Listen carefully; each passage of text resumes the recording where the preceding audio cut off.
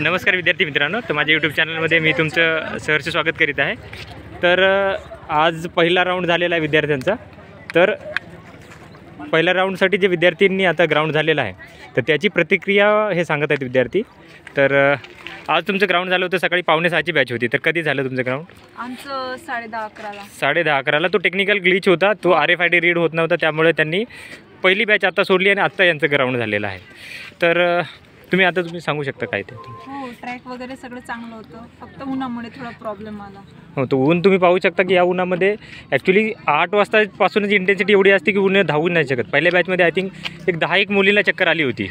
Okay, एक मुलीचा मी photo टाकला होता, आता थोड्या वेळ तिच्या पायाला लागली होतं, 15 मिनिटामध्ये त्याने केलेला आहे कवर। ओके, तर तुम्ही पोहोचण्यासाठी तुम्हाला काही अडचण इथे? नाही, हो, पोहोचण्यासाठी 2 दिवस अगोदर आलो होतो। ओके, हे 2 दिवसापूर्वी आलेले होते। तुमचा किती वेळ आला होता काही सांगता येईल? 17:05 17:05चा यांचा वेळ आलेला आहे। ओके, तुमची अजून काही असतील तर तुम्ही शेअर करू शकता, तुमचे काय म्हणणं असतील? ओके, नमस्कार ताई, तुमची प्रतिक्रिया तुम्ही सांगू शकता? सर, उन्हामुळे खूप प्रॉब्लेम झाला, नाही तर छान झालं सगळं। ट्रॅक वगैरे खूप छान आहे, असं काही इश्यू नाही आहे ट्रॅकचा।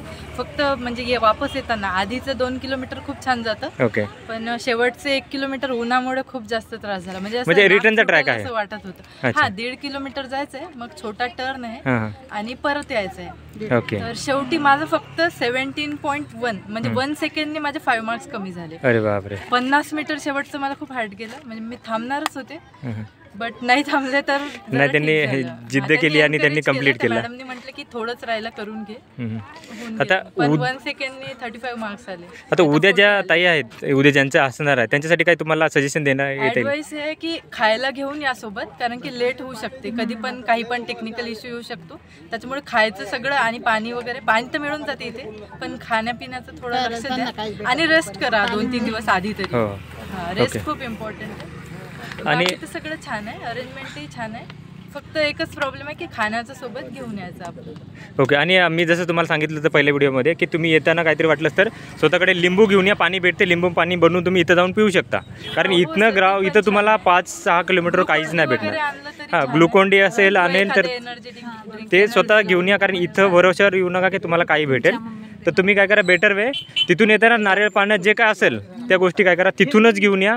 3-4 नारळ पाणी असतील, काय असेल ते तुम्ही बस स्टॉपवरच घेऊन या, इथं तुम्हाला काही भेटणार नाही आहे।